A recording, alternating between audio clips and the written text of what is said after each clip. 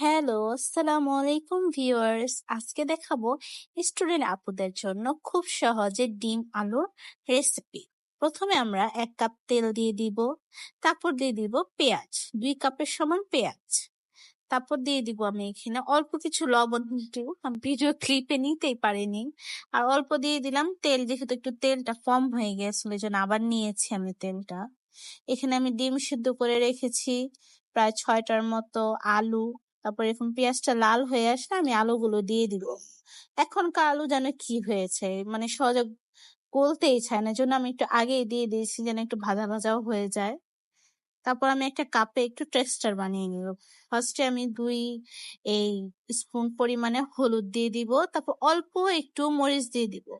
আপনারা কাইন্ডলি মনে কিছু নিবেন না, আমার একটু ভিডিও করি একা, তার জন্য একটু নড়াচড়া বেশি হয়, তার জন্য মনে কিছু নেন না।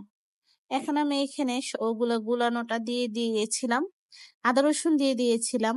এখানে প্যাকেটে একটা মশলা ইউজ করেছি। এখানে এখানে আমি রোস্টের একটা প্যাকেটের মশলা ইউজ করেছি।